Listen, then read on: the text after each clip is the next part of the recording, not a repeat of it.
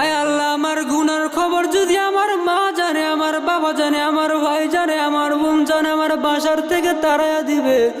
আয় আল্লাহ, আমার গুনার খবর তুমি জানার পরে তুমি আমার খানা বন্ধ করো নাই, বাতাস বন্ধ করো নাই। আয় আল্লাহ, তুমি আমার গুনার খবর জানার পরে তুমি আমার চলাফেরা বন্ধ করো নাই।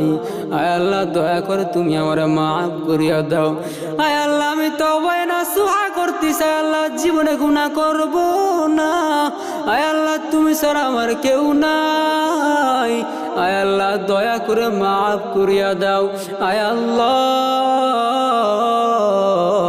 গুনাহের কাছ থেকে নিরাপদ রাখ আল্লাহ।